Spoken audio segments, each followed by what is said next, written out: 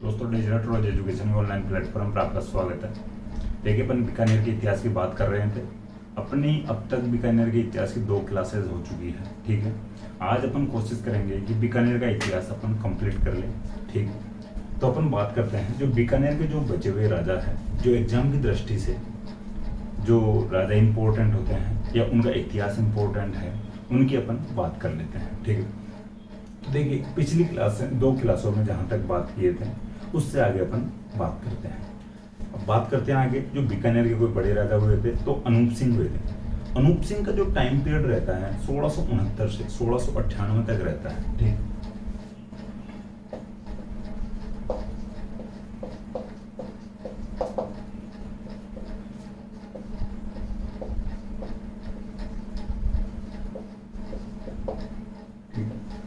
बात करते हैं बीकानेर के अनूप सिंह की। देखिए, बीकानेर के अनूप सिंह की बात करें तो इनकी एक उपाधि की बात करते हैं सबसे पहले।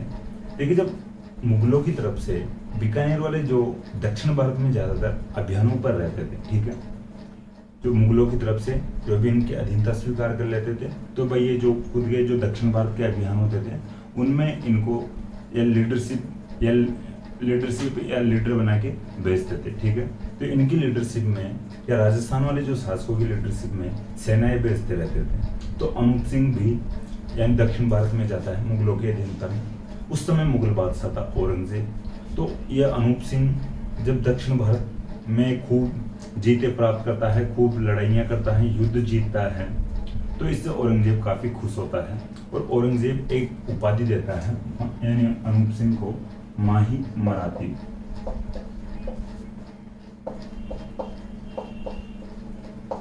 ठीक है, माही मराठी। देखिए, ये उपाधि अनूप सिंह की है, ये थोड़ा ध्यान रखना, इंपॉर्टेंट है एग्जाम की दृष्टि से। क्वेश्चन ये बन सकता है कि माही मराठी किस शासक की उपाधि थी? अनूप सिंह की। दक्षिण भारत की विजयों से खुश होकर अनूप सिंह को औरंगजेब ने कौन सी उपाधि दी थी? माही मराठी की। अनूप सिंह को माही मराठी की उपाधि किस मुगल बादशाह ने दी थी? औरंगजेब ने दी थी। ठीक है, ये थोड़ा ध्यान रखना। औरंगजेब ने अनूप सिंह की दक्षिण भारत की विजय से खुश होकर माही मराठी की उपाधि प्रदान की थी। इसके बाद में बात करते हैं अनूप सिंह क्या करवाता है बीकानेर में।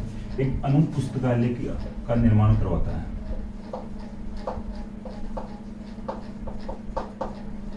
ठीक है, एक लाइब्रेरी का निर्माण करवाता है, एक लाइब्रेरी स्थापित करवाता है बीकानेर में अनूप सिंह। उसका नाम खुद के नाम पर रखता है, अनूप पुस्तकालय, अनूप लाइब्रेरी। देखिए, अब क्या करता है आगे, जो विभिन्न संस्कृत की जो पुस्तकें थी उनका संकलन करवाता है। ठीक है, विभिन्न जो अलग अलग जो पुस्तकें थी, अलग अलग स्थानों पर जो पुस्तकें थी संस्कृत की, उनको एकत्रित करवाता है या उनका संकलन करवाता है और उन जो पुस्तकों को अनूप पुस्तकालय या अनूप लाइब्रेरी में रखवाता है। तो ये भी लिख लेना, विभिन्न संस्कृत पुस्तकों का संकलन करवाया था अनूप सिंह।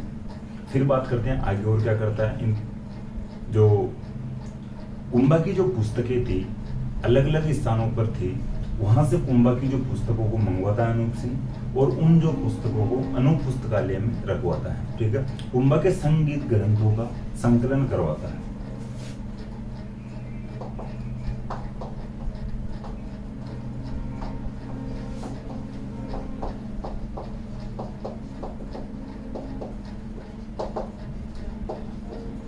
जो फैक्टर भी मैं बताया था आपको वो भी लिख लेना, विभिन्न संस्कृत की पुस्तकों का संकलन करवाया था। ठीक है, क्वेश्चन बन जाए निम्नलिखित में से किस शासक ने संस्कृत की पुस्तकों का संकलन करवाया था? तो फिर अनूप सिंह दे देंगे एक ऑप्शन और 3 ऑप्शन जो अन्य शासक दे देंगे जिनसे कोई लेना देना नहीं था, जिनका कोई लेना देना नहीं था जो संस्कृत की पुस्तकों से, ऐसे शासक दे देंगे। तो आपको करना होगा अनूप सिंह। इसके बाद में बात करते हैं और क्या करते हैं अनूप सिंह।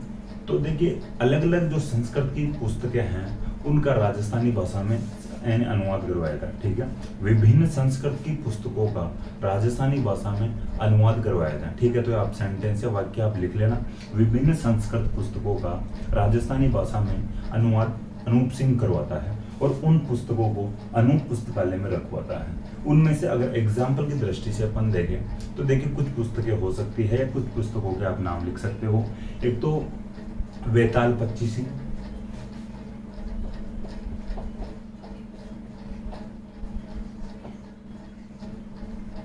एक है सूक्कारिका, ठीक है।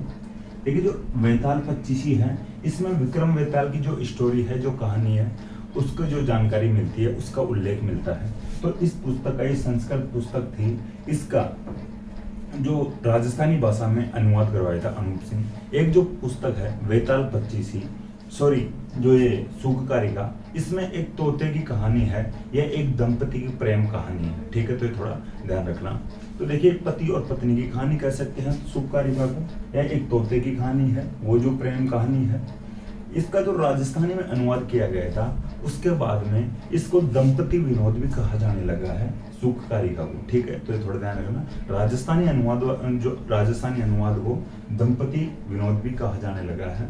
और एक जो पुस्तक है, अपने जो इम्पोर्टेंट पुस्तक है हिंदू धर्म की, श्रीमद् भागवत गीता, तो उसका भी राजस्थानी में अनुवाद करवाया था, ठीक है।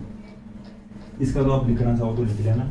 श्रीमद् भागवत गीता का जो राजस्थानी में अनुवाद करता है आनंद राम करता है, ठीक है। आनंद राम श्रीमद् भागवत गीता का राजस्थानी में अनुवाद करता है, ठीक है। तो एग्जाम्पल की दृष्टि से अपने 3 पुस्तकें लिखे हैं, आप भी लिख लेना।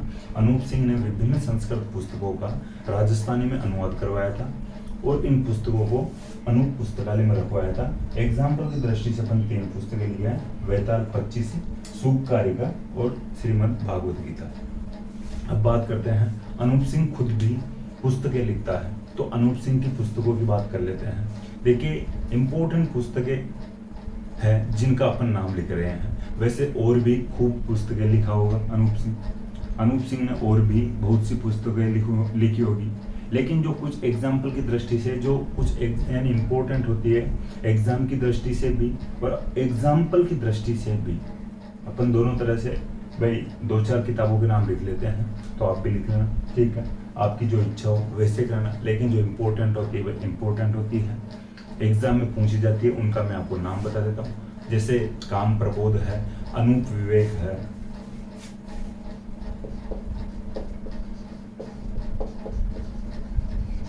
देखिए ये जो स्टार लगा लिया करो, जैसे काम प्रबोध और अनूप विवेक है, इनके आप स्टार लगा सकते हो।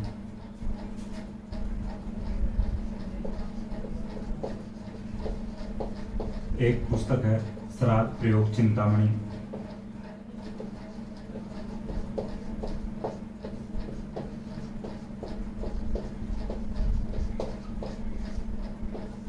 ठीक है।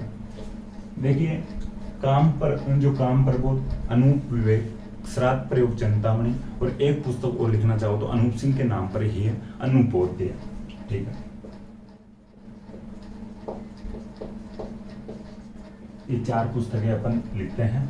अनूप सिंह की खुद की जो पुस्तकें, खुद के द्वारा लिखी गई पुस्तकें, काम प्रबोध, अनूप विवेक, श्राद्ध प्रयोग चिंतामणि और यानी अनूपोदय, ठीक है। जो अनूपोदय पुस्तक है जयदेव की गीत गोविंद पर टीका है। अपन ऐसे ही एक पहले भी पढ़ चुके हैं, जयदेव की गीत गोविंद पर टीका, जब अपन कुंभा पढ़ रहे थे उस समय पढ़े थे। जयदेव की गीत गोविंद पर टीका लिखते हैं कुंभा, उसका नाम था रसिक पीढ़िया, ठीक है। तो आप यहाँ पे भी ब्रैकेट में लिख सकते हो। तो एक तो टीका जयदेव की गीत गोविंद पर कुंभा द्वारा लिखी गई थी, उसका नाम था रसिक पीढ़िया। एक टीका अनूप सिंह के द्वारा जयदेव की गीत गोविंद पर लिखी गई थी, उसका नाम है अनूपोदय, ठीक है। तो ये 4 पुस्तकें, काम प्रबोध, अनूप विवेक, श्राद्ध प्रयोग चिंतामणि और अनूपोदय। अनूपोदय है जो जयदेव की गीत गोविंद पर टीका है। इसके बाद में बात करते हैं दरबारी विद्वान। दरबारी विद्वान, इनके दरबार में भाऊभट्ट नामक एक दरबारी विद्वान रहते थे।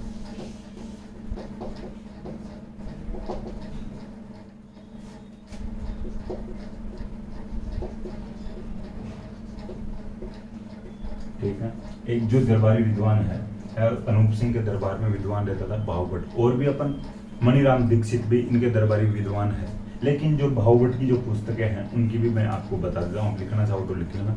जो भाऊभट्ट ने अनूप सिंह के नाम पर कुछ पुस्तकें लिखी थी, जैसे अनूप संगीत रत्नाकर, अनूप संगीत यानी विलास, ठीक है, और एक संगीत अनूप अंकुश, ठीक है। ये 3 पुस्तकें लिखी थी, तीनों का नाम अनूप सिंह के नाम पर है। अनूप संगीत रत्नाकर, अनूप संगीत विलास, संगीत अनूप अंकुश, ठीक है, आप लिख लेना।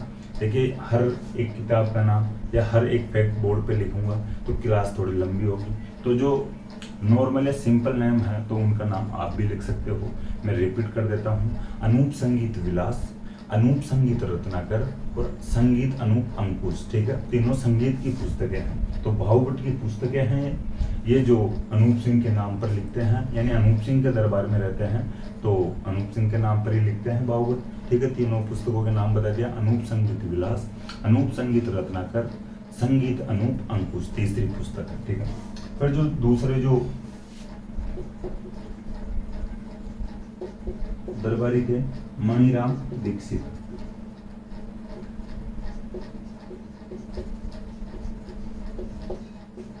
ठीक है, एक दरबारी विद्वान थे मणिराम दीक्षित। मणिराम दीक्षित की पुस्तक थी अनूप व्यवहार। ठीक है, ये भी अनूप सिंह के नाम पर ही लिखते हैं पुस्तक।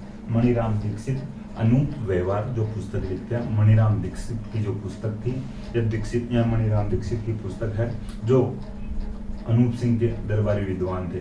एक है अनंत भट्ट। ठीक है, एक जो दरबारी विद्वान का और नाम लिख लेना, अनंत भट्ट थे, अनूप सिंह के दरबार में ही थे। इनकी एक पुस्तक थी तीर्थ रत्नाकर।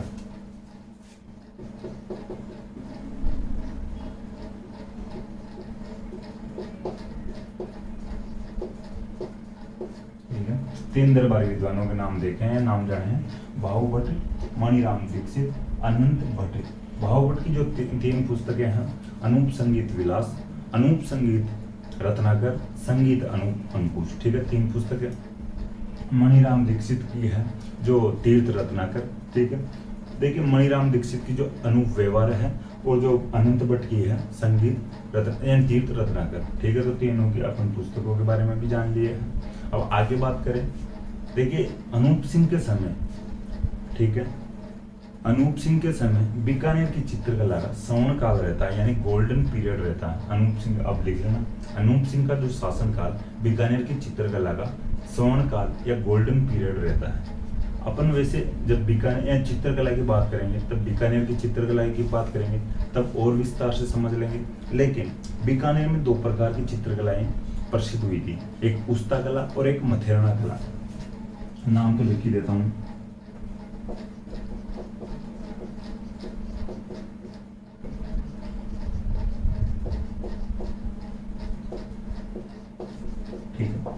उस्ता कला और मथेरना कला बीकानेर की जो प्रसिद्ध चित्रकलाएं हैं। देखिए उस्ता कला, सीधी सी बात है, उस्ता कला का नाम आते ही ये आता माइंड में कि ऊंट की खाल पर जो कला की जाती है वो उस्ता कला कहलाती है। लेकिन ऐसा ही नहीं है, ओनली ये इसका जवाब नहीं हो सकता है। देखिए जो उस्तादों द्वारा जो कला की गई थी, उस्ताद का मतलब अगर देखा जाए एक्सपर्ट होता है। ठीक है, जो एक्सपर्ट लोगों द्वारा जो कला की गई थी उसको उस्ता कला कहा गया है। ठीक है, लेकिन अपन सीधा सा अर्थ निकाल देते हैं कि ऊंट, या सीधा सा जवाब दे देते हैं कि ऊंट पर जो कलाकारी की यानी ऊंट की खाल पर जो कलाकारी की जाती है, चित्रकला की जाती है, उसको उस्ता कला कहते हैं। लेकिन थोड़ा सा हटके जवाब भी दे सकते हो, उस्तादों या एक्सपर्ट्स के द्वारा जो चित्रकला की गई है उसको उस्ता कला कहा गया है। ठीक है, देखिए ऊंट के चमड़े पर महीन नक्काशी जो की जाती है उसको उस्ता कला कहते हैं। ठीक है, ऊंट के चमड़े पर महीन जो नक्काशी की जाती है उसको उस्ता कला कहते हैं। देखिए ये अलग अलग प्रकार से, भाई आप तो ये बोल दोगे ऊंट की खाल पर जो कटिंग वटिंग की जाती है, जो नाम वगैरह लिख देते हैं, मांड देते हैं, चित्र छाप देते हैं ऊंटों पर, वो ही उस्ता कला नहीं होती ओनली। देखिए वो भी होती है, लेकिन मैं एक शब्द बोल रहा हूँ, ओनली वो ही नहीं होती है। ठीक है, तो उस समय जो कलाकार होते थे जो कुछ जो डिब्बे टाइप के बनाते थे, यानी पीपियाँ बोलते हैं, पीपी बोलते हैं। ठीक है, अब आप शायद पीपी नहीं समझ पा रहे होगे, लेकिन जो ये तेल वेल डालने के लिए जो डिब्बे होते हैं उनके ऊपर जो ऊंट यानी वो चमड़े यानी ऊंट के चमड़े से बनाते थे और उनके ऊपर जो नक्काशी की जाती थी, बारीक नक्काशी की जाती थी, उसको यानी ऊंट के चमड़े की जो पीपियाँ बनाई जाती थी और उनके ऊपर जो नक्काशी की जाती थी उसको उस्ता कला बोला गया है। ठीक है, यानी उस्तादों द्वारा या एक्सपर्ट के द्वारा जो कला की गई है ऊंट के चमड़े पर उसको उस्ता कला कहा गया है। देखिए इसके जो कुछ कलाकारों के भी अगर नाम जानने की कोशिश करें, हालांकि अपन बीकानेर की चित्रकला पढ़ेंगे वहां पर बात करेंगे। अली रजा और रुकनुद्दीन उस्ता के प्रमुख कलाकार हुए हैं, ठीक है। अली रजा और रुकनुद्दीन। देखिए जो बीकानेर में कैमल हाइड ट्रेनिंग सेंटर है वहां पर उस्ता कला की ट्रेनिंग दी जाती है, ठीक है। कैमल हाइड ट्रेनिंग सेंटर जो बीकानेर में है वहां पर इसकी जानकारी या इसकी ट्रेनिंग दी जाती है, ये जो सिखाई जाती है जो बीकानेर में है, ठीक है। Camel hide training centre. अब बात आती है मथेरना कला की। देखिए जो मथेरना कला है वो जैन कलाकारों या जैन चित्रकारों द्वारा की गई है, ठीक है। जैन चित्रकारों द्वारा भित्ति चित्रण को मथेरना कला कहा गया है, जो बीकानेर के क्षेत्र में प्रसिद्ध हुई है, ठीक है। जैन चित्रकारों द्वारा भित्ति चित्रण को मथेरना कला कहा गया है। ये देखिए दो प्रकार से होती है, एक तो सूखी दीवारों पर और एक गीली दीवारों पर। अब मथेरना कला की बात कर रहे हैं अपन, एक तो गीली दीवारों पर और एक सूखी दीवारों पर। देखिए जो गीली दीवारों पर की जाती है उसको फ्रेस्को या अरायस कहते हैं। अपन विस्तार से बाद में बात करेंगे, आगे बात करेंगे जब बीकानेर की चित्रकला पढ़ेंगे। यानी गीली दीवार पर जो चित्रकला की जाती है जैन कलाकारों के द्वारा उसको कहते हैं फ्रेस्को या अरायस, और जो सूखी दीवार पर जो चित्रकारी की जाती है उसको कहते हैं टेम्पेरा, ठीक है। सूखी दीवार पर टेम्पेरा और गीली दीवार पर फ्रेस्को या अरायस। बीकानेर में जो प्रसिद्ध हुई है फ्रेस्को या अरायस प्रसिद्ध हुई थी, ठीक है। मुख्य रूप से बीकानेर में जो प्रसिद्ध हुई थी मथेरना कला का जो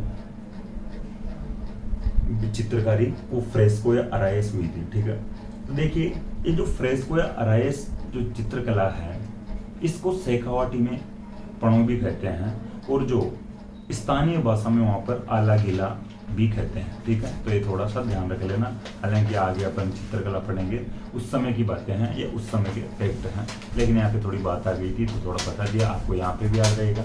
ये अभी बात कर रहे हैं तो अपन चित्रकला पढ़ेंगे तब थोड़ा सा सूटेबल रहेगा समझना, थोड़ा सा आसान रहेगा समझना, ठीक है। फ्रेस्को या अरायस को स्थानीय भाषा में आला गीला और शेखावटी भाषा में पणो कहते हैं, ठीक है। थोड़ा ध्यान रखना। अब बात आती है अनूप सिंह और आगे क्या करते हैं। देखिए जब औरंगजेब की अपन पहले से बातें पढ़ रहे हैं, जब मेवाड़ में राज सिंह पढ़ रहे थे उस समय में पढ़ रहे थे औरंगजेब हिंदू मूर्तियों और मंदिरों को तुड़वा रहा था, मूर्तियों को तुड़वा रहा था। मूर्तियां ही यानी नष्ट हो जाएगी या मूर्तियां ही खंडित हो जाएगी तो मंदिरों का कोई फिर क्या भविष्य बचेगा। तो हिंदू यानी औरंगजेब हिंदू मूर्तियों को तुड़वाता है। तब जो राजस्थान वाले राजा थे, खूब राजाओं ने, बहुत से राजाओं ने हिंदू मूर्तियों और मंदिरों की रक्षा की थी। तो अनूप सिंह भी हिंदू मूर्तियों की रक्षा करता है। जब औरंगजेब दक्षिण भारत में हिंदू मूर्तियों को तुड़वा रहा था तो अनूप सिंह दक्षिण भारत से मूर्तियां लाता है, खूब मूर्तियां औरंगजेब से बचाकर लाता है, औरंगजेब के आक्रमणों से बचाकर लाता है और इन मूर्तियों को बीकानेर में स्थापित करवाता है, ठीक है। तो बीकानेर में स्थापित करवाता है। जो इन जो मूर्तियों को एक ही जगह पर स्थापित करवाता, खूब सी भाई बहुत से देवी देवताओं की मूर्तियों को लाता है अनूप सिंह औरंगजेब के आक्रमणों से बचाकर, और एक ही स्थान पर इन मूर्तियों को स्थापित करवाता है। तो इन मूर्तियों के जो मंदिर बन जो जहाँ पर मूर्तियां स्थापित करवाई गई है उस जगह को मंदिर बोला जाता है, जहाँ जो मूर्ति जिस एक कमरे में भी अगर स्थापित कर दी जाती है अलग से सभी लोगों को पूजने के लिए तो उसको मंदिर ही बोलते हैं। तो उस मंदिर को बोला गया है 33 करोड़ देवी देवताओं का मंदिर।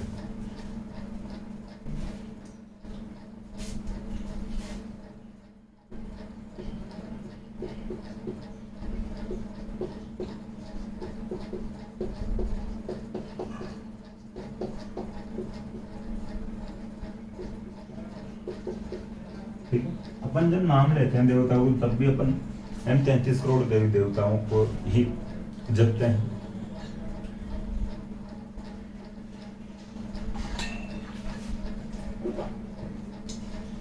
तो अनूप सिंह बीकानेर में 33 करोड़ देवी देवताओं का मंदिर बनवाता है। जो ये 33 करोड़ देवी देवताओं के मंदिर में जो मूर्तियां हैं ये दक्षिण भारत से औरंगजेब के आक्रमणों से बचाकर लाई गई थी, ठीक।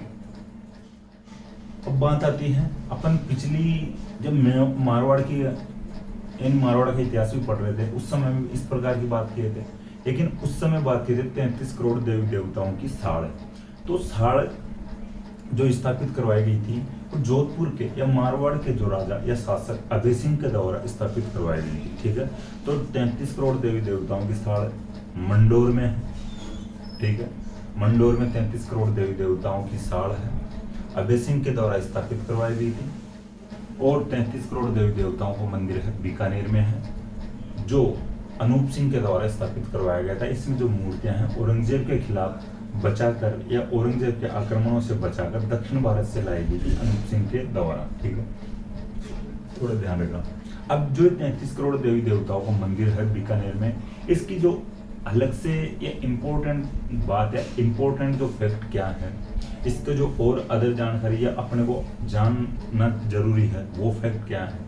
ये जो 33 करोड़ देवी देवताओं का मंदिर है, इसमें एक गणेश जी की मूर्ति है, ठीक है। तो गणेश जी की मूर्ति हो सकती है सभी देवताओं में आ गई होगी, तो गणेश जी भी क्या है भाई, गणेश जी भी आ गए होंगे सभी देवताओं में, लेकिन जानना क्यों जरूरी है। देखिए ज्यादातर जगह पर अपन देखते हैं भाई गणेश जी की सवारी होती है चूहा, एक प्रकार से बोलते हैं मूसा, ठीक है। तो गणेश जी की सवारी ज्यादातर जगह पर चूहा या मूसा होता है, गणेश जी उस पर सवार रहते हैं। लेकिन जो 33 करोड़ देवी देवताओं का मंदिर है, इसमें जो गणेश जी की मूर्ति है वो मूर्ति है शेर पर सवार, ठीक है, हेरम गणपति की मूर्ति है।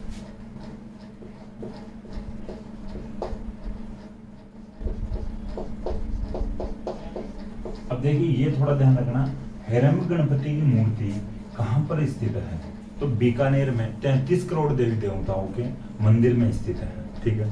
अब बात आएगी हेरम्ब क्या है। हेरम्ब का अर्थ होता है शेर, ठीक है, हेरम्ब का अर्थ होता है शेर। तो गणेश जी इस मंदिर में शेर पर सवार है, या इस मंदिर में जो मूर्ति है गणेश जी की, उस मूर्ति में शेर पर सवार है, तो उस मूर्ति को बोला गया है हेरम्ब गणपति, ठीक है। इसका मतलब ये मान लो, आप थोड़ा सा मजाक के लेवल पे देखो तो, कि गणेश जी ज्यादातर जगह या पहले भाई छोटी गाड़ी पे रहते थे, अल्टो पे, और फिर गाड़ी ले ली फॉर्च्यूनर वगैरह ले ली, या उससे भी कोई मर्सिडीज वगैरह ले ली, ठीक है।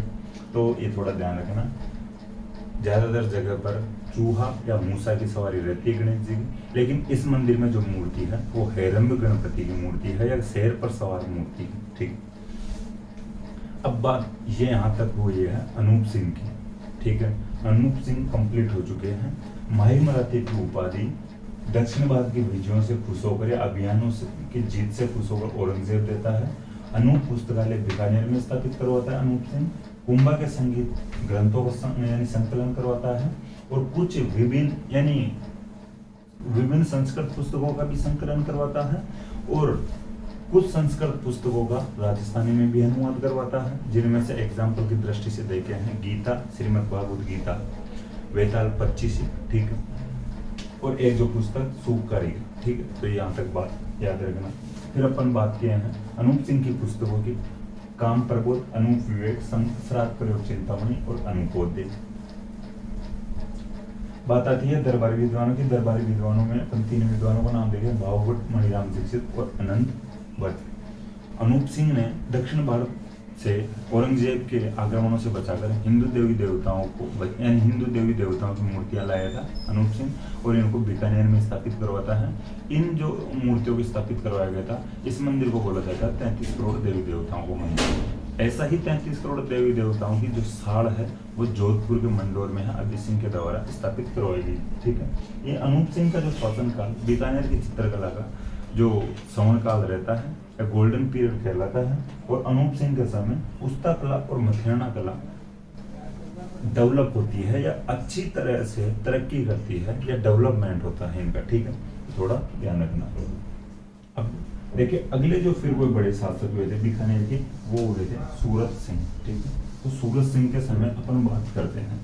सूरत सिंह चूरू पर आक्रमण करते हैं, चूरू के किले से चांदी के घोड़े दागे गए थे। ये थोड़ा सा फैक्ट हर कोई स्टूडेंट ध्यान रखता है, ठीक। लेकिन ये क्यों लड़ाई होती है, चांदी के घोड़े दागने की आवश्यकता क्यों पड़ी थी, इन बातों पर कोई स्टूडेंट नहीं जाता है, लेकिन थोड़ी सी अपन बात विस्तार से इनकी भी करेंगे। सूरत सिंह का, ठीक है, सूरत सिंह की बात करते हैं। सूरत सिंह का टाइम पीरियड रहता है 1787 से 1828 तक।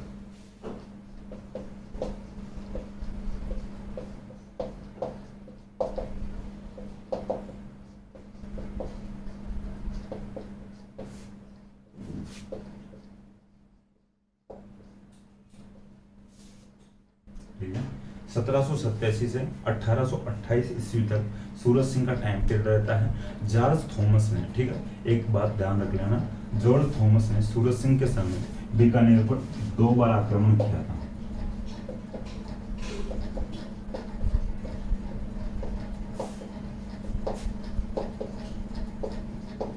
ठीक है, जॉर्ज थॉमस ने सूरज सिंह के समय बीकानेर पर 2 बार आक्रमण किया था। अब बात आती है 1805 की। 1805 में सूरज सिंह बटनेर पर अधिकार कर लेता है। ठीक है, सूरज सिंह 1805 में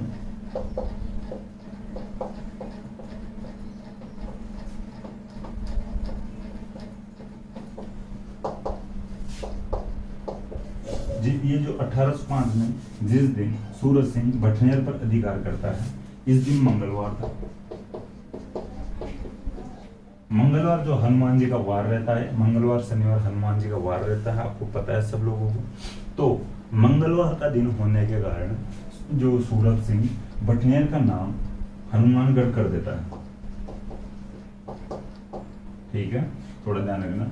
सूरज सिंह 1805 में बटनेर पर अधिकार कर लेता है और जो इस दिन मंगलवार था, या मंगलवार होने के कारण बटनेर का नाम बदलकर हनुमानगढ़ कर दिया जाता है।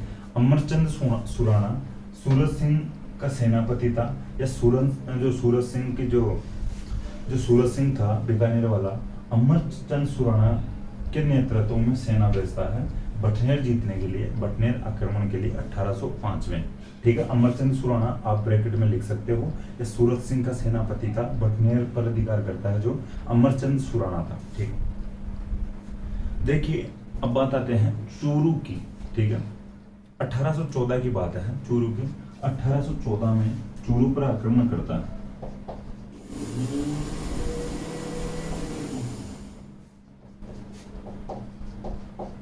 ठीक है, अब जो चूरू का जो सामंत था वो शिवजी सिंह था।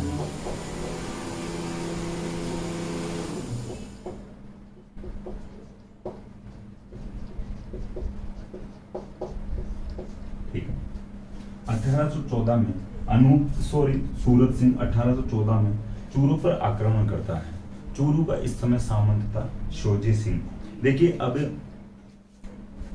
ये जो आक्रमण क्यों करता है सूरज सिंह, इसकी बात करते हैं। ऐसा कहा जाता है कि सूरज सिंह ने एक अपने भतीजे को मार दिया था। ठीक है, अपने भतीजे की हत्या सूरज सिंह ने कर दी थी। तो आसपास के जो भी रियासतें थी उन्होंने भी सूरज सिंह की आलोचना की, भाई इस प्रकार से गलत बात है, भाई किसी को नाजायज तरीके से मारना, किसी निर्दोष को मारना। अब जो बीकानेर के अंतर्गत आता था, जो चूरू आता था वो उस समय, ठीक है, तो बीकानेर जो चूरू का जो सामंत था सूरज सिंह को टैक्स वगैरह दिया करता था, लेकिन जो भतीजा मार देता है सूरज सिंह, इसकी वजह से ये सब लोग आस पड़ोसी नाराज हो जाते हैं, गुस्सा हो जाते हैं। ठीक है, तो शिवजी सिंह चूरू वाला था, ये टैक्स देना बंद कर देता है, ये सूरज सिंह के पास जो टैक्स पहुंचाना बंद कर देता है। ठीक, फिर जो सूरज सिंह को बुरा लगने लगा, भाई यार टैक्स वगैरह ही बंद कर दी, अब खर्चा कैसे चलेगा, तो सूरज सिंह चूरू पर आक्रमण करता है। इस समय चूरू का सामंत था शिवजी सिंह। ठीक है, ये थोड़ा ध्यान रखना। अब बात आती है दोनों के बीच में, यानी सूरज सिंह और शिवजी सिंह के बीच में, यानी बीकानेर और चूरू के बीच में युद्ध होता है, लड़ाई होती है। दोनों तरफ की जो सेनाएं लड़ाई लड़ती है। चूरू के जो किले से जो चूरू की सेना युद्ध करती है, उधर से गोले बारूद फेंकती है। अब बात आती है चूरू का जो किला था, यहाँ पर जो धातु वगैरह जो खत्म हो गई। ठीक है, जैसे गोले दागे जाते हैं, बारूद वगैरह फेंका जाता है सामने वाली सेना पर, तो बारूद धातु में डालकर फेंका जाता है, या बारूद का इस्तेमाल करने के लिए धातु उपयोग में ली जाती है। ठीक है, तो इतना बारूद फेंक दिया गया था, तो उसके साथ जो चूरू के किले की पूरी धातु समाप्त हो जाती है। अब इनको लगा चूरू वालों को कि यार अब धातु तो समाप्त हो गई है, अब बारूद कैसे फेंकेंगे। तो ऐसा कहा जाता है चूरू के जो सेठ लोग थे, जो धनी लोग थे, जो पैसे वाले थे, ठीक है, तो उन लोगों ने क्या किया, चूरू के जो सामंत था शिवजी सिंह, इसको अपनी अपनी जो भी चांदी थी घरों में इकट्ठी कर रखे थे चांदी, उसको लाकर शिवजी सिंह को दे दिए थे कि आप टेंशन मत लो, आप जब तक जो चांदी काम में आती है तब तक धातु के रूप में इसको काम ले सकते हो और इसमें डालकर बारूद फेंक सकते हो। तो फिर शिवाजी सिंह और शिवाजी सिंह की सेना ने बीकानेर की सेना पर चांदी के गोले यानी चांदी में बारूद भर भर के दागना शुरू किया था। तो फिर इस प्रकार से थोड़ा ध्यान रखना। तो ये चांदी के गोले दागने वाली बात है, इसकी भी अपन विस्तार से बात कर लिए हैं। तो सूरज सिंह की सेना के खिलाफ चूरू की सेना या शिवाजी सिंह की सेना चांदी के गोले दागती है, ठीक है। तो ये कोई बात नहीं भाई, आप किसी को पता नहीं हो तो भाई कोई मजे मजे में तो चांदी फेंकता नहीं, इतनी महंगी धातु है।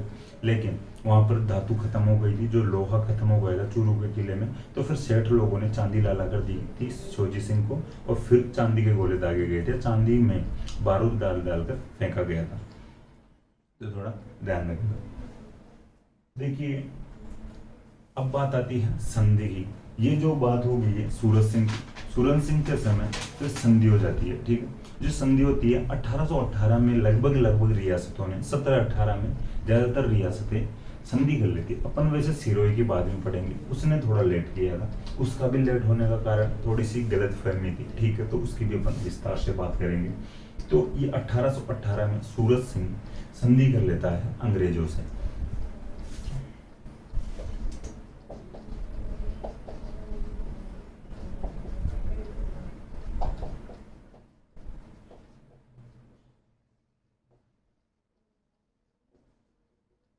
देखिए ये थोड़ा ध्यान ही रख लेना, क्वेश्चन बन सकता है। अपन अब तक बात किए हैं मेवाड़ कंप्लीट कर चुके हैं, मारवाड़ कंप्लीट कर चुके हैं, आज अपना शायद बीकानेर कंप्लीट हो जाएगा। तो क्वेश्चन इस प्रकार से बन सकते हैं कि मेवाड़ का कौन सा शासक या किस शासक के समय में अंग्रेजों से संधि होती है, ठीक है। तो इस प्रकार से क्वेश्चन बन सकता है। मारवाड़ के किस शासक के समय में अंग्रेजों से संधि होती है, मानसिंह, मेवाड़ में भीम सिंह, ठीक है। कृष्णा कुमारी विवाद अपन पढ़ चुके थे, और मारवाड़ में मानसिंह सन्यासी राजा पढ़ चुके हैं। और इधर अब बीकानेर में कौन कर रहा है 1818 ईस्वी में संधि, सूरज सिंह। तो बीकानेर में किस शासक के समय अंग्रेजों से संधि होती है। अब बात आती है अंग्रेजों की तरफ से चार्ल्स मेटकोप संधि करता है। अब तक की जो पहले यानी बीकानेर से पहले दो बड़ी रियासतें पड़ चुके हैं, उनमें भी चार्ल्स मेटकोप संधि करता है अंग्रेजों की तरफ से। बात आ रही है इधर कि बीकानेर की तरफ से संधि करने के लिए कौन जाता है, तो काशीनाथ ओझा।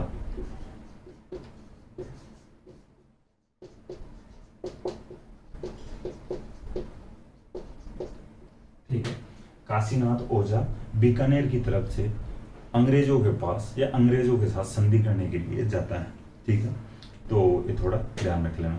देखिए जो तीसरा आंग्ल मराठा युद्ध चल रहा था उसके बाद में, ठीक है, तीसरा अंग्रेज मराठा युद्ध समाप्त होने के बाद में फिर अंग्रेज खुद शांति स्थापित करना चाह रहे थे, भाई मराठों को भगा भगू के, फिर अंग्रेज संधियां करना चाह रहे थे। तो फिर अंग्रेज संधियां करते हैं तीसरे आंग्ल मराठा अंग्रेज मराठा युद्ध के बाद में।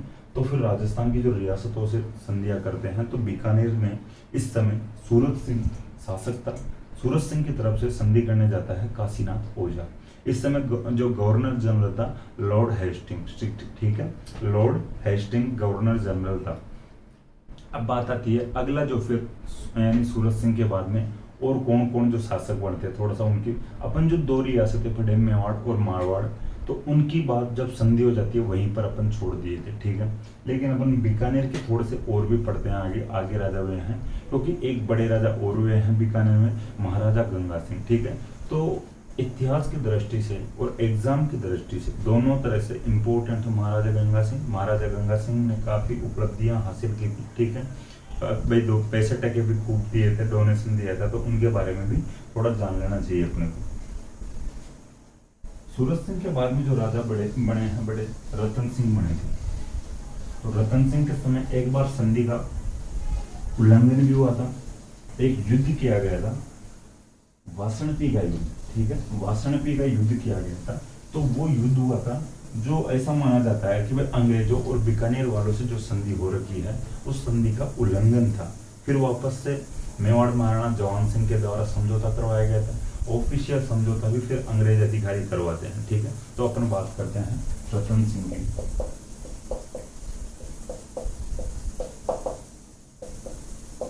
ठीक है, रतन सिंह, तो इनका टाइम पीरियड 1828 से 1851 तक रहता है, ठीक है। 1828 से 1851 तक टाइम पीरियड रहता है इनका। इनके समय में एक युद्ध हुआ था 1829 में, वासनपी का युद्ध।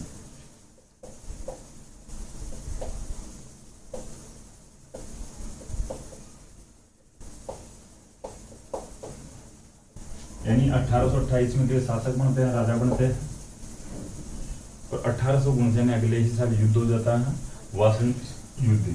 ये जो युद्ध होता है जैसलमेर और बीकानेर के बीच में होता है।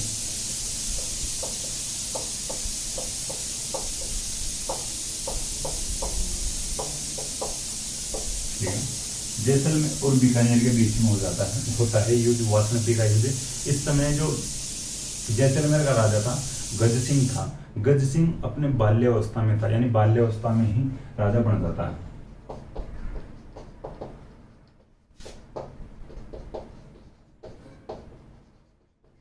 ठीक, तो गज सिंह का जो सेनापति था, गज सिंह की तरफ से जो युद्ध करता है सालिम सिंह करता है। जब अपन राजस्थान की किले और हवेलियां पढ़ेंगे उस समय थोड़ी सालिम सिंह की और बात कर लेंगे। ठीक है, तो थोड़ा भाई साहब टाइप का था, डॉन टाइप का बंदा था। ठीक है, तो उसकी बात आगे भी करेंगे। तो जैसलमेर का राजा वासंती के युद्ध के समय था गज सिंह, लेकिन बाल्यावस्था में था, ये राजा बन जाता बाल्यावस्था में। तो इसकी तरफ से युद्ध करता सालिम सिंह। ठीक है, और बीकानेर की तरफ से रतन सिंह बीकानेर का राजा था। तो दोनों यानी बीकानेर और जैसलमेर के बीच में वासंती का युद्ध होता है। हालांकि इस युद्ध को जैसलमेर वाले जीतते हैं। ठीक है, अब ये युद्ध होने का क्या कारण था? ऐसा कहा जाता है कि जैसलमेर वाले बीकानेर के ऊंटों को चोर ले गए थे। ठीक है, बीकानेर के ऊंटों को ले गए थे, बीकानेर के जो ऊंट थे उनको घेर ले गए थे, चोर ले गए थे जैसलमेर वाले। ठीक है, देखिए ये थोड़ा ध्यान रखना, ये जो जैसलमेर के भाटियों के लिए तो ऐसा कहा ही जाता है।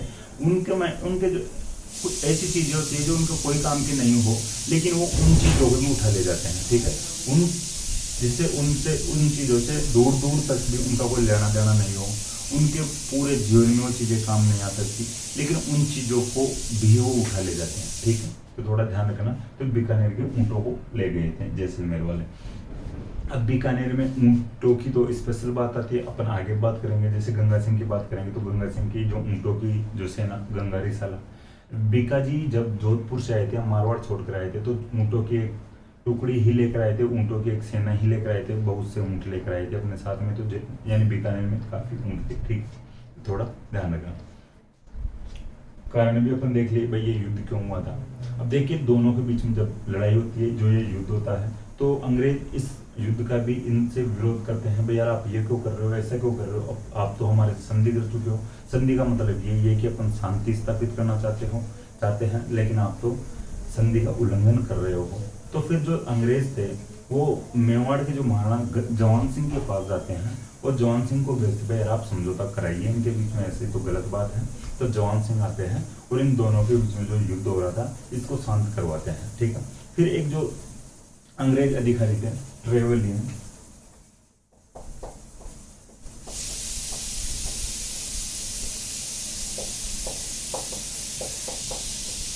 ठीक है, दोनों नाम लिख दिया हूँ। पहले जो युद्ध को रुकवाता है मेवाड़ महाराणा जवान सिंह रुकवाता है। फिर ऑफिशियली समझौता जो बीकानेर और जैसलमेर के बीच अंग्रेज अधिकारी ट्रेवेलियन करवाते हैं। ठीक है, तो थोड़ा ये ध्यान रख लेना। देखिए अब जो वासंती का जो युद्ध है, ऐसा देखिए ये होता है वासंती का युद्ध 1829 में। ठीक है, 1829 से पहले लगभग 1818 के आसपास यानी इन रियासतों में संधियां होने लग गई थी। तो फिर कोई ऐसा बड़ा युद्ध नहीं होता है, और ऐसा कहा जाता है कि वासंती का युद्ध था जो अंतिम युद्ध था। ठीक है, राजस्थानी रियासतों में, ठीक है, राजस्थान की कोई भी दो रियासतों में युद्ध होता है तो ये अंतिम युद्ध होता है वासंती का युद्ध 1829 में। 1829 के बाद में ऐसा माना जाता है कि राजस्थान की आपसी जो रियासतें थी इनमें कोई युद्ध नहीं हुआ है। ठीक है, थोड़ा ध्यान रखना। अब बात आती है रतन सिंह की। तो रतन सिंह फिर और अच्छे क्या काम करता है, तो रतन सिंह ने कन्यावध पर रोक लगाई थी 1837 में।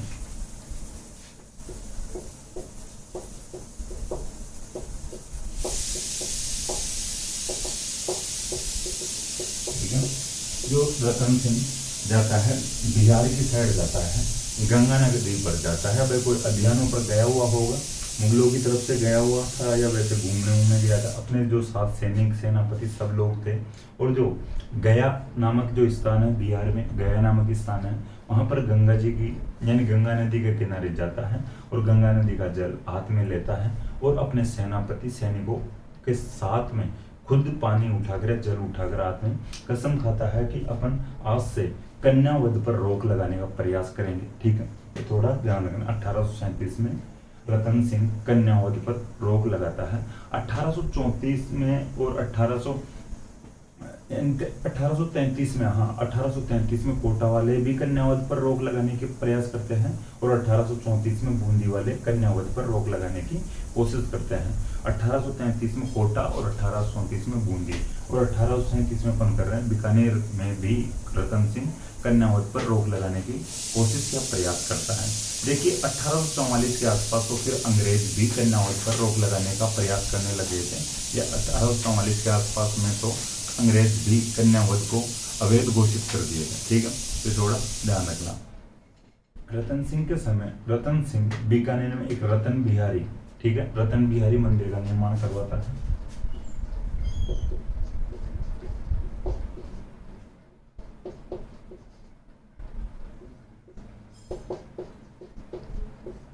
ठीक है, बीकानेर में रतन सिंह रतन बिहारी मंदिर का निर्माण करवाता है, यानी अपने नाम पर मंदिर का निर्माण करवाता है। ये जो रतन बिहारी मंदिर है ये वल्लभ संप्रदाय का मंदिर है। ठीक है, तो थोड़ा ध्यान रख लेना, वल्लभ संप्रदाय का मंदिर है। कामा में भी 2 मंदिर है वल्लभ संप्रदाय के, तो आप कमेंट बॉक्स में ऐड कर सकते हो कामा में क्या क्या नाम से जो वल्लभ संप्रदाय के मंदिर है। ठीक है, तो रतन बिहारी मंदिर जो वल्लभ संप्रदाय का मंदिर है बीकानेर में रतन सिंह बनवाता है। अब बात आती है थोड़ी सी और डोंगजी और जवाहर जी। ठीक है, डोंगजी और जवाहर जी भी अपन आगे पढ़ेंगे, तो लोक देवताओं के समय पढ़ेंगे। ठीक है, देखिए डोंगजी और जवाहर जी काका भतीजा थे। शुरुआत में ये डाकू बनते हैं, डाकू यानी फिर यानी इस प्रकार के डाकू थे। ये थोड़े इस प्रकार के नहीं थे कि जो लूटते ही लूटते थे और खर्च नहीं करते थे। ये अमीरों को लूटते थे और गरीबों में पैसे बांट देते थे। ठीक है, तो इस प्रकार के डाकू थे, ये लूटपाट करते थे लेकिन गरीब लोगों की सहायता भी करते थे। काका भतीजा थे दोनों। देखिए जवाहर जी का जब विरोध किया गया था अंग्रेजों के द्वारा, जवाहर जी और डोंगजी को पकड़ने की प्लानिंग की जा रही थी अंग्रेजों के द्वारा, तो जवाहर जी को रतन सिंह बीकानेर के जूनागढ़ किले में रखता है। ठीक है, फिर भाई डोंगजी किसके पास जाता है, तो डोंगजी को जोधपुर का तख्त सिंह अपने पास रख देता है। ठीक है, तो जवाहर जी और डोंगजी काका भतीजे की जोड़ी थी। अंग्रेज इनको पकड़ने का प्रयास कर रहे थे, तब जवाहर जी को तो बीकानेर का रतन सिंह जूनागढ़ किला बीकानेर में रखता है और जो डोंगजी को जोधपुर का तख्त सिंह अपने पास रखता है। ठीक, तो ये थोड़ा ध्यान रखना। अब बात आती है बीकानेर के एक बड़े राजा हुए हैं गंगा सिंह। ठीक है, गंगा सिंह की बात आती है, गंगा सिंह की बात करते हैं। फैक्ट थोड़े ज्यादा है, समझने की कोशिश करना।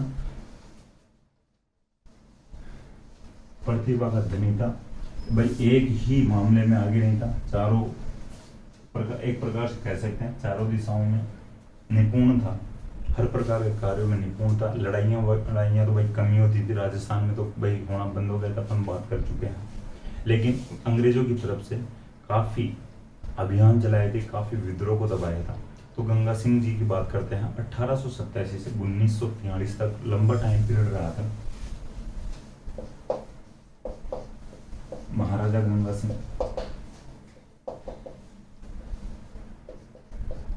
ठीक है, 1887 से यानी 1943 तक टाइम पीरियड रहता है। ठीक है, लिख लेना भाई, इनका टाइम तो जरूर लिख लेना।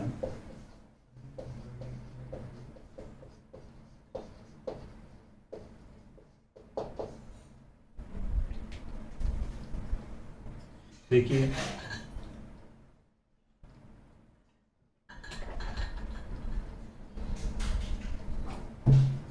1899 ईस्वी में एक अकाल पड़ा था, बड़ा अकाल पड़ा था। ठीक है, 1899 ईस्वी में बड़ा अकाल पड़ा था। विक्रमी संवत के अकॉर्डिंग देखा जाए तो 1956 में अकाल पड़ा था। उस जो अकाल को आज भी 56 अकाल के नाम से जाना जाता है।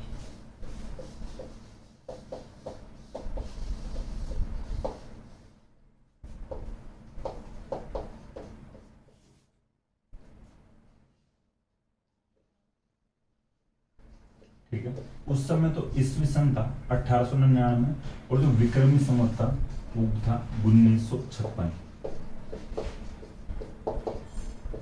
अपन विक्रमी संवत की पहले बात भी कर चुके हैं और आगे भी बात करेंगे, इसको विस्तार से समझेंगे जब राजस्थानी मेले और त्योहार पढ़ेंगे। थोड़ा बहुत तो मैं आपको पहले बता चुका हूँ, ठीक है। तो 56वां अकाल पड़ा था 1899 ईस्वी, यानी अपना वाला जो कैलेंडर चलता है जनवरी फरवरी के अकॉर्डिंग, उसके अकॉर्डिंग पड़ा था 1899 में। और विक्रमी संवत जो अपने जो मम्मी पापा वाला जो कैलेंडर चलता है, जो अपना दादा दादी वाला जो कैलेंडर चलता है, वो जो विक्रमी संवत वाला जो कैलेंडर चलता है उसके अकॉर्डिंग पड़ा था ये अकाल 1956 में, ठीक है। तो इस समय बीकानेर के जो महाराजा गंगा सिंह ने काफी राहत कार्य चलाए थे, अकाल राहत कार्य, जो देखिए अभी कोविड के समय में खूब दानदाताओं ने भी इस प्रकार के कार्य किए थे, जो सरकारों ने भी काफी कार्य किए थे, काम किए थे। जैसे जो गेहूं वगैरह मिलते हैं राशन कार्डों से, उनकी रेटें डाउन कर दी गई थी, जीरो यानी पेमेंट में जो गेहूं वगैरह दिए जा रहे थे उनके साथ और भी सामान दिया जा रहा है, जैसे दाल वगैरह। और अब भी देखिए अपने का जो अपना जो किसी सरकार से कोई ज़्यादा मतलब नहीं है यहाँ पे जो अपने चैनल पे बात करने का, लेकिन जो वापस महंगाई राहत कैंप जो कांग्रेस सरकार के द्वारा चलाए जा रहे हैं, हालांकि अभी कोई भी उनका प्रोपेगेंडा हो, अपने को उससे कोई मतलब नहीं है, लेकिन जो इस प्रकार के जो एक राहत कार्य उस समय में चला रहे थे गंगा सिंह जी, ठीक है। जब अकाल पड़ गया था 1899 वाला या 1956 या 56वां अकाल, ठीक है, तो इस समय महाराजा गंगा सिंह काफी अकाल राहत कार्य चलाते हैं। देखिए जो अकाल राहत कार्यों से जब ये अंग्रेज खुश होते हैं, भैया आप तो बहुत एक राजा एक रियासत में इतने बड़े स्तर पर अकाल राहत कार्य चला रहा है, अपने को भी कुछ इस स्तर पर काम करने चाहिए, कुछ इस प्रकार की हेल्प करनी चाहिए लोगों की या जनता की।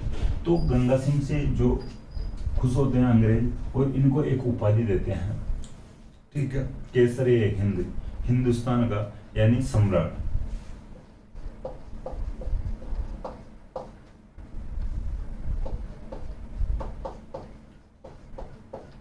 ठीक है, केसर का मतलब होता है सम्राट, केसरी हिंद। तो ये अकाल राहत कार्यों से खुश होते हैं अंग्रेज और गंगा सिंह को ये उपाधि देते हैं केसरी हिंद। देखिए अब इसके बारे में बात करते हैं। 1913 में महाराजा गंगा सिंह प्रजा प्रतिनिधि सभा की स्थापना करते हैं।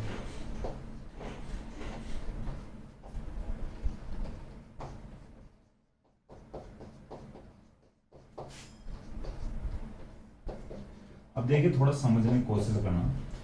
प्रजा प्रतिनिधि सभा, प्रजा यानी जनता, प्रतिनिधि यानी उनको कुछ काम सौंपते हैं, उनको भी प्रतिनिधित्व देते हैं अपने जो भी मंत्रिमंडल में, ठीक है।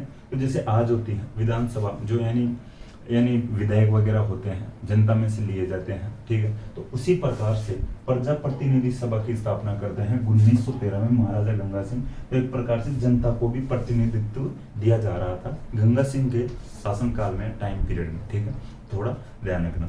अब बात आती है 1916 की। 1916 में जब बीएचयू की स्थापना की जा रही थी, बनारस हिंदू यूनिवर्सिटी की स्थापना की जा रही थी, बनारस में हिंदू यूनिवर्सिटी की यानी बनारस हिंदू यूनिवर्सिटी की स्थापना की जा रही थी।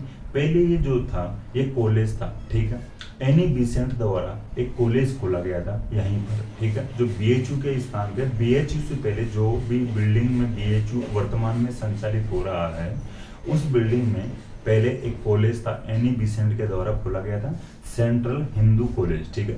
1898 में स्थापना होती है सेंट्रल हिंदू कॉलेज की। तो 1898 में जो एनी बिसेंट के द्वारा सेंट्रल हिंदू कॉलेज की स्थापना की जाती है, उसी कॉलेज की आगे चलकर 1916 में बीएचयू के रूप में उसको परिवर्तित किया जाता है, या बनारस हिंदू यूनिवर्सिटी के रूप में परिवर्तित किया जाता है। इसका अन्य नाम भी अगर देखा जाए तो काशी विश्वविद्यालय भी इसको कहते हैं, ठीक है, थोड़ा ध्यान रखना। 1916 में यानी सेंट्रल हिंदू कॉलेज को बीएचयू में परिवर्तित किया गया था।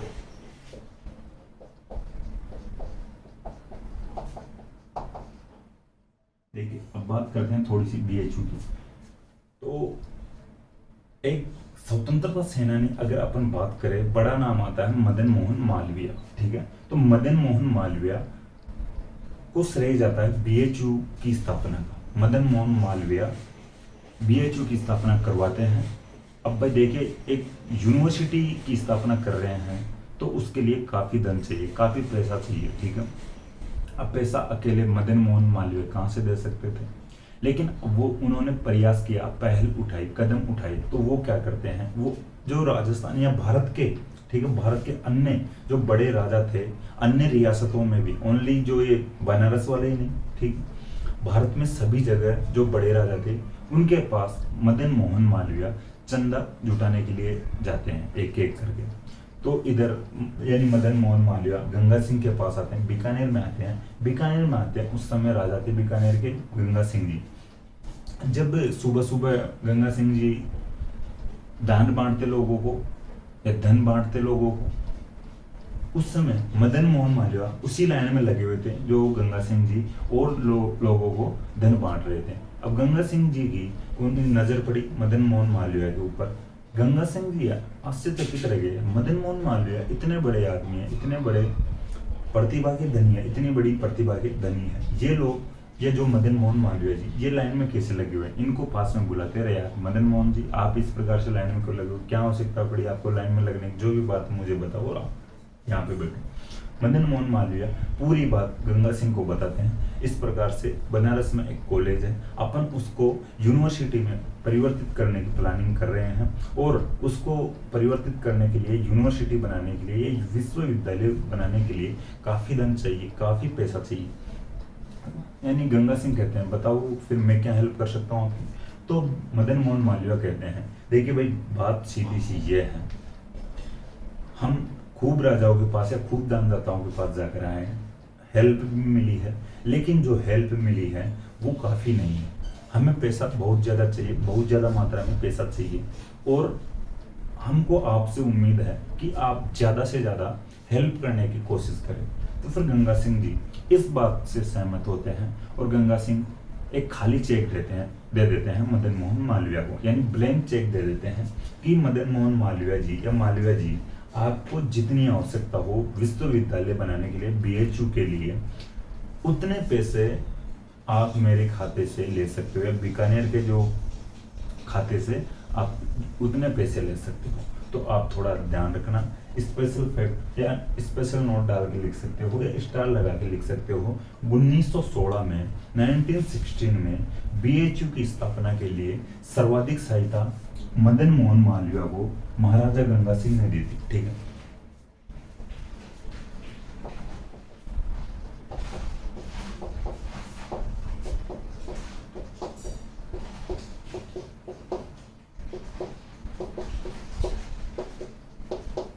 ठीक है, एक प्रकार से खाली चेक ही दे दिया था, पर जितनी भी आवश्यकता पड़े आप बीकानेर के जो खाते से निकाल सकते हो, बीकानेर के जो राजकोष से पैसे ले सकते हो, ठीक है। थोड़ा ध्यान रखना, 1916 में बनारस हिंदू यूनिवर्सिटी की स्थापना के लिए मदन मोहन मालवीय को सर्वाधिक सहायता दी थी। तो किसने दी थी? गंगा सिंह ने सर्वाधिक आर्थिक सहायता दी थी, ठीक है। अब जो वे सर्वाधिक आर्थिक सहायता दे रहे हैं, तो फिर किसी न किसी रूप में इनको बीएचयू का प्रतिनिधित्व भी दिया जाना चाहिए, बीएचयू में प्रतिनिधित्व भी दिया जाना चाहिए। तो फिर गंगा सिंह को बीएचयू का कुलपति बनाया गया था।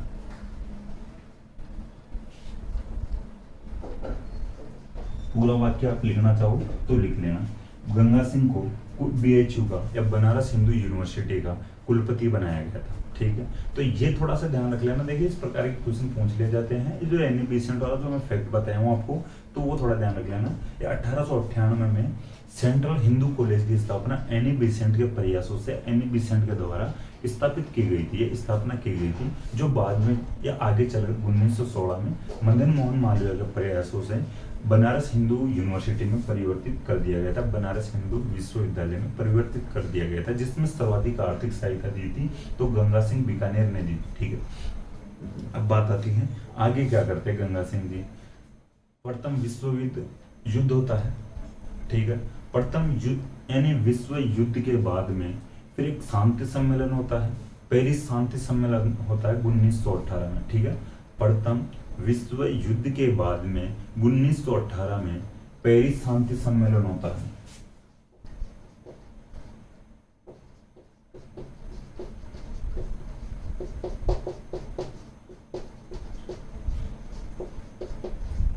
तो ये जो पेरिस शांति सम्मेलन हुआ था, इसमें राजस्थान से जो भाग लेते हैं वो महाराजा गंगा सिंह लेते हैं, ठीक है। तो ये थोड़ा ध्यान रखना। 1918 में ये इस प्रकार से लिख लेना, प्रथम विश्व युद्ध के बाद 1918 में पेरिस शांति सम्मेलन में गंगा सिंह जी भाग लेते हैं, इस सम्मेलन में भाग लेते हैं। इसी के थ्रू एक संधि हुई थी, वर्साई की संधि। वर्साई की संधि पर भी हस्ताक्षर करते हैं गंगा सिंह, ठीक है, राजस्थान की तरफ से या भारत की तरफ से। थोड़ा सा ध्यान रख लेना और आप और थोड़ा इसको सर्च करके देख लेना, वर्साई की संधि को और पेरिस शांति सम्मेलन को। तो वर्साई की संधि पर भी गंगा सिंह जी साइन करते हैं, हस्ताक्षर करते हैं, ठीक है। अब बात आती है और जो गंगा सिंह की, देखिए 1921 में एक चैम्बर ऑफ प्रिंसेस की स्थापना की गई थी, ठीक है, लॉर्ड चैम्सफोर्ड के द्वारा, ठीक है। गवर्नर जनरल थे उस 1921 में लॉर्ड चैम्सफोर्ड।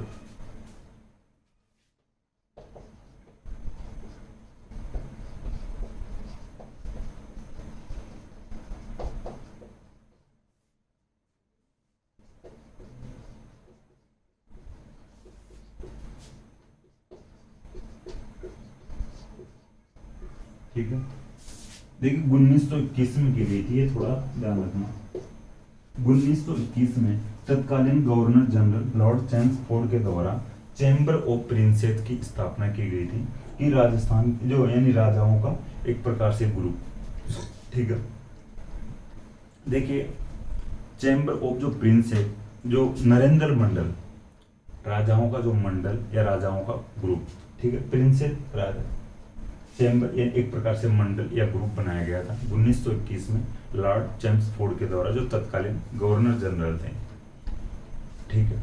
तो इसका जो स्थापना की गई थी 1921 में, तो महाराजा गंगा सिंह को इसका चांसलर बनाया गया था,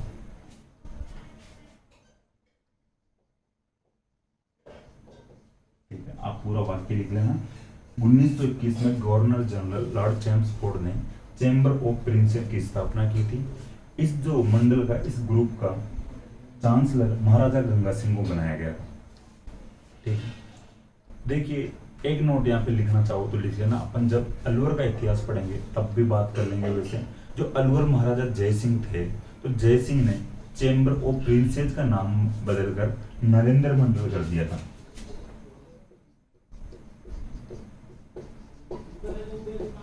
ठीक है।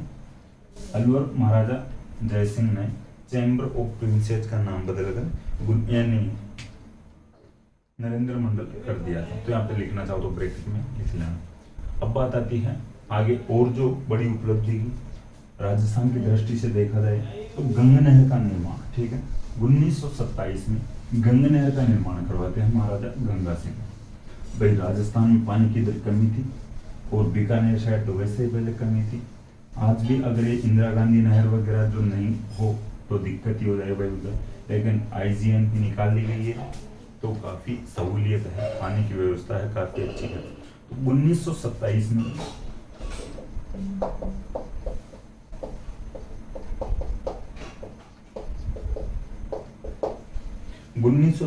में गंगा सिंह ने गंगा नहर का निर्माण करवाया था।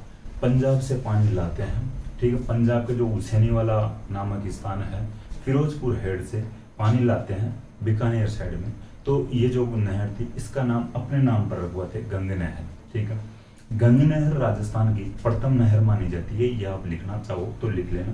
क्वेश्चन बन जाए कि राजस्थान की प्रथम नहर कौन सी है, तो गंगा नहर है, जो महाराजा गंगा सिंह के द्वारा 1927 में निर्मित करवाई गई थी। यह पंजाब के हुसैनी वाला साइड से इधर राजस्थान में या बीकानेर में लाई गई थी। गंगा सिंह को राजस्थान का भागीरथ कहा जाता है।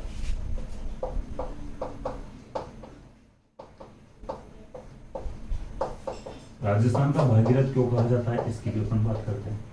देखिए जिस प्रकार से राजा भागीरथ ने गंगा नदी या गंगा जी धरती पर लाए थे, या जिस प्रकार से राजा भागीरथ गंगा जी को धरती पर लाए थे, उसी प्रकार से इधर जो गंगा सिंह गंगा नहर को ला रहे हैं राजस्थान में, तो राजस्थान का भागीरथ गंगा सिंह को कहा जाता है, ठीक है। तो थोड़ा सा ध्यान रख लेना।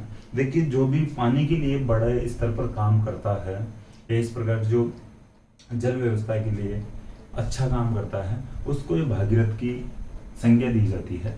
वैसे एक बार मैं एक वीडियो देख रहा था तो उसमें एक विधायक थे, जमुआ रामगढ़ के विधायक थे, गहलोत सरकार के ही विधायक थे। तो उन्होंने जमुआ रामगढ़ बांध के लिए गहलोत से वीडियो कॉन्फ्रेंसिंग कर रहे थे। वो वीडियो कॉन्फ्रेंस में कह रहे थे भाई आप जो राजस्थान के भागीरथ हो, इस प्रकार से संज्ञाएं देके यानी उनको भाई चढ़ा रहे थे एक प्रकार से। ठीक है, तो फिर देखिए जो भी बड़े स्तर पर पानी का जो काम करता है, पानी व्यवस्था का, जल व्यवस्था का जो काम करता है, उसको भागीरथ की संज्ञा दी जा सकती है या दी जाती है। ठीक है, वह गंगा सिंह भी खुद भागीरथ थोड़ी ना थे, लेकिन गंगा सिंह भी राजस्थान में जो पानी के लिए अच्छी व्यवस्था कर रहे थे, तो फिर इनको राजस्थान का भागीरथ कहा गया है। ठीक, अब बात आती है और आगे गंगा सिंह की। अब देखिए यानी जो ये गंगा नहर बनवाई जा रही थी, तो गंगा नहर का जो इंजीनियर कौन था, इस प्रकार के क्वेश्चन भी पूछ लेते हैं एग्जाम्स में कि गंगा नहर का जो इंजीनियर कौन था। तो गंगा नहर का इंजीनियर था कंवर सेन।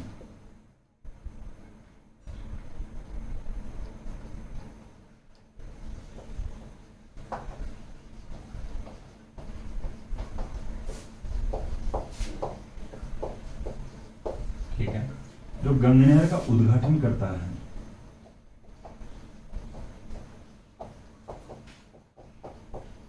लॉर्ड इरविन करता है। ठीक है, गंगा नहर का जो उद्घाटन करता है तत्कालीन गवर्नर जनरल था लॉर्ड इरविन। तो लॉर्ड इरविन इसका जो उद्घाटन करता है, देखिए ये इंजीनियर अलग है, कंवर सेन है, उद्घाटन करता है तत्कालीन गवर्नर जनरल लॉर्ड इरविन। अब थोड़ी सी और कंवर सेन के बारे में बात करें तो कंवर सेन थे जो कालांतर में इंदिरा गांधी नहर भी लाई गई थी राजस्थान में। तो इंदिरा गांधी नहर पहले राजस्थान नहर के नाम से जानी जाती थी। जब राजस्थान में लाई गई थी तब राजस्थान नहर के नाम से इसका निर्माण हुआ था। तो देखिए जब आज़ादी का समय था उस समय कंवर सिंह नेहरू जी के पास जाते हैं और कहते हैं भाई आपको एक जो नहर और लानी चाहिए राजस्थान में पानी की व्यवस्था के लिए, यानी गंगा नहर के अलावा। तो राजस्थान में अन्य नहर लाई गई थी, उसका नाम था राजस्थान नहर। कालांतर में उसका ही नाम परिवर्तित करके इंदिरा गांधी नहर कर दिया गया था, आईजीएनपी, जैसे इंदिरा गांधी नहर प्रोजेक्ट या परियोजना। ठीक है, आईजीएनपी जो वर्तमान में जानी जाती है, उसका नाम पहले था या शुरुआत में था राजस्थान नहर। तो जो ये इंदिरा गांधी नहर या राजस्थान नहर का भी जो इंजीनियर था ये कंवर सेन था। ठीक है, जब अपन इंदिरा गांधी नहर पढ़ते हैं राजस्थान ज्योग्राफी में, तब इंदिरा गांधी नहर की अपन लिफ्ट नहरें पढ़ते हैं। तो इंदिरा गांधी नहर की जो लिफ्ट नहरों में से एक लिफ्ट नहर है कंवर सेन लिफ्ट नहर, जो इंदिरा गांधी नहर की लिफ्ट नहरों में है। ठीक है, ये थोड़ा सा अलग फैक्ट है, इंदिरा गांधी नहर का फैक्ट है, ये थोड़ा सा ध्यान रख लेना, राजस्थान ज्योग्राफी का फैक्ट है। गंगा नहर का उद्घाटन लॉर्ड इरविन करता है, शिवपुर नामक स्थान पर करता है, ध्यान रखो तो रख लेना शिवपुर। अब बात आती है आगे, अब और क्या करवाता है गंगा सिंह। देखिए जब देशमुख में जो करणी माता का मंदिर है बीकानेर में, रामदेवरा मंदिर जैसलमेर में है और हनुमानगढ़ का गोगामेड़ी मंदिर है, इन तीनों मंदिरों का जो वर्तमान स्वरूप है, जैसा वर्तमान में दिखते हैं वो मंदिर, जो वर्तमान स्वरूप है वो तैयार करवाते हैं गंगा सिंह जी।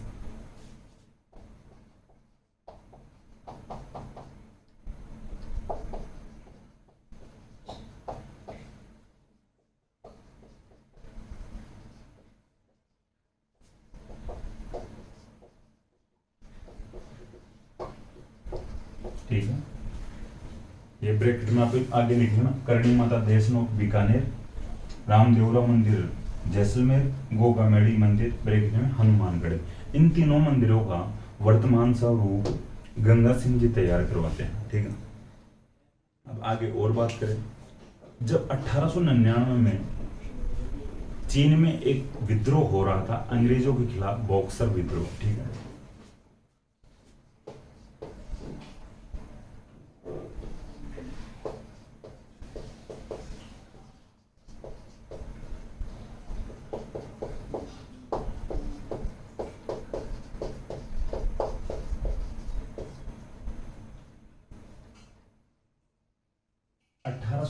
में अंग्रेजों के खिलाफ चीन में बॉक्सर विद्रोह हो रहा था, या बॉक्सर लोग थे, ठीक है, वो लोग थे जो अंग्रेजों के खिलाफ विद्रोह कर रहे थे, अंग्रेजों का विरोध कर रहे थे। 1899 की बात है।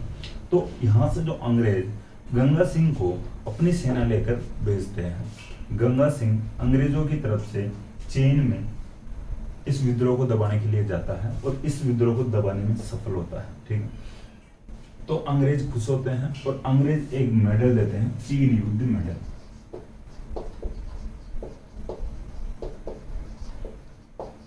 ठीक है, गंगा सिंह को अंग्रेज बॉक्सर विद्रोह को दबाने के बदले में या खुशी में चीन युद्ध मेडल देते हैं। अब बात आती है गंगा सिंह की ऊंटों की सेना को, यह फैक्ट सीधा सा लिख लेना, गंगा सिंह की ऊंटों की सेना को गंगारी सला कहते हैं, कहा जाता था।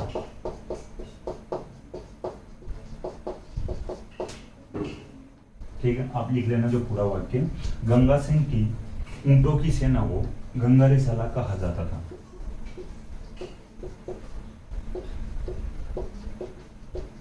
अभी थोड़ा ध्यान रखना, गंगा सिंह की ऊंटों की सेना को गंगारी सला कहा जाता था, हालांकि रिसला सेना को ही कहा जाता है। ठीक है, तो ऊंटों की सेना गंगारी सला कहलाती थी गंगा सिंह की। देखिए, गंगा सिंह ने प्रथम और द्वितीय विश्व युद्धों में भाग लिया था। ठीक है, दोनों विश्व युद्ध हुए थे, प्रथम विश्व युद्ध और दूसरा या द्वितीय विश्व युद्ध, दोनों में भाग लिया था।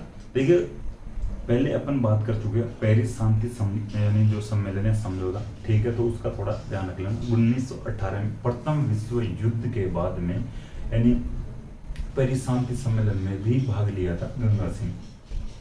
अब और आगे बात करें, इंपेरियल जो वॉर म्यूजियम बनाया गया है लंदन में, इंपीरियल वॉर म्यूजियम,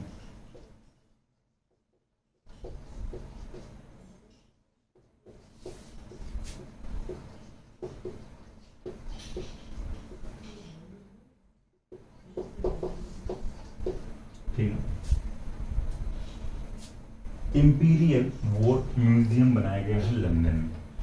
ये भाई जो म्यूजियम है ये क्या है, ये क्यों बनाया गया था, इसमें क्या है, इसमें यह उन लोगों की मूर्तियां हैं जिन लोगों ने जो पेरिस शांति सम्मेलन हुआ था उसमें भाग लिया था। ठीक है, पेरिस शांति सम्मेलन में जो भाग लिए थे उन लोगों की मूर्तियां इस जो म्यूजियम में लगाई गई है। ठीक है, तो थोड़ा ध्यान रखना। अभी इसको अपन क्यों पढ़ रहे हैं, इसमें ऐसा क्या है कि अपने लिए जानना जरूरी है। तो इस जो म्यूजियम में गंगा सिंह की भी मूर्ति है, गंगा सिंह की भी प्रतिमा है। गंगा सिंह ने पेरिस शांति सम्मेलन में भाग लिया था 1918 में। तो इस जो म्यूजियम में उन्हीं लोगों की मूर्तियां हैं जिन लोगों ने पेरिस शांति सम्मेलन में भाग लिया था। तो उनमें से यानी उनमें भाग लेते हैं या उस सम्मेलन में भाग लेते हैं गंगा सिंह जी। तो गंगा सिंह की मूर्ति भी इंपीरियल वॉर म्यूजियम लंदन में है, ठीक, युद्ध म्यूजियम में है। इस जो मूर्ति में गंगा सिंह है जो राजस्थानी पगड़ी पहन रखे हैं और जो खाकी कपड़े पहन रखे हैं। देखिए, और जो सब लोगों की मूर्तियों में वो सब कोट पैंट लगाए हुए हैं और कोई देखना जाता है और पूछता भाई यार ये बंदा कौन है, अलग ही, यानी और सब लोग तो अलग ड्रेस पहन रखे हैं, कोट पैंट पहन रखे हैं, और ये जो सिर पे पगड़ी या टर्बन पहन रखा है, बांध रखा है, और जो धोती कुर्ता पहन रखा है एक प्रकार से, तो ये जो खाकी जो कपड़े पहन रखे हैं और पगड़ी पहन रखे हैं गंगा सिंह जी। तो इंपीरियल वॉर म्यूजियम लंदन में उनकी भी मूर्ति लगी हुई है। गंगा सिंह ने जो 3 गोलमेज सम्मेलन हुए थे, तो तीनों गोलमेज सम्मेलनों में भाग लिया था। 1930, 31 और 32 में होते हैं।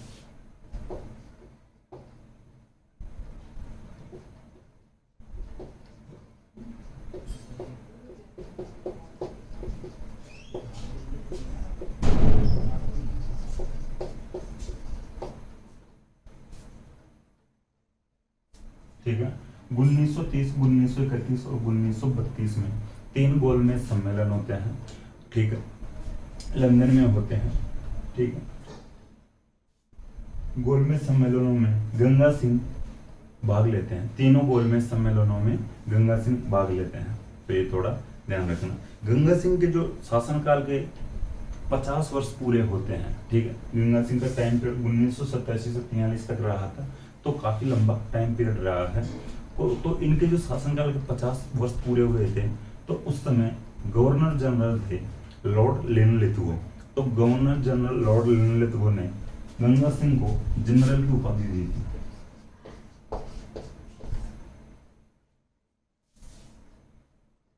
ठीक है, लॉर्ड लिनलिथगो या तत्कालीन यानी गंगा सिंह के शासनकाल के 50 वर्ष पूरे होने की उपलब्धि पर या उपलक्ष्य पर तत्कालीन गवर्नर जनरल लॉर्ड लिनलिथगो ने गंगा सिंह को जनरल की उपाधि दी थी। मैं देखिए नाम लिख देता हूं इधर।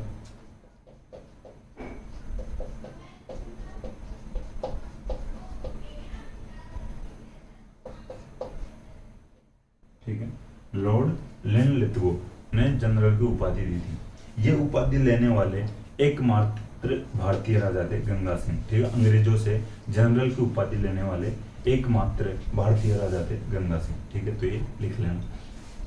अब बात आती है बीकानेर के सिक्कों पर महारानी यानी विक्टोरिया एम्प्रेस लिखवाता है गंगा सिंह। ठीक है, महारानी विक्टोरिया के नाम पर यानी बीकानेर में सिक्के चलवाता है। ये बीकानेर के जो सिक्के चल रहे थे उन पर विक्टोरिया एम्प्रेस लिखवाता है। ठीक है, फिर थोड़ा ध्यान रख लेना, ये लिख लेना, आप खुद लिखना चाहो तो लिख लेना। बीकानेर के सिक्कों पर विक्टोरिया एम्प्रेस कोई लिखवाता है तो गंगा सिंह लिखवाता है। ठीक है, एक बात और अदर फैक्ट है, मेवाड़ का फैक्ट है। मेवाड़ जो महाराणा स्वरूप सिंह थे, तो मेवाड़ महाराणा स्वरूप सिंह ने सिक्कों पर दोस्ती लंदन लिखवाया था। ठीक है, मेवाड़ महाराणा स्वरूप सिंह ने सिक्कों पर दोस्ती लंदन लिखवाया था। ठीक है, ये बात हो चुकी है।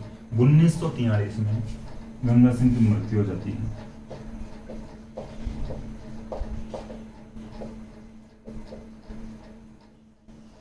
ठीक है, 1943 में 1943 में गंगा सिंह की मृत्यु हो जाती है। यहाँ तक गंगा सिंह कंप्लीट हो चुके हैं।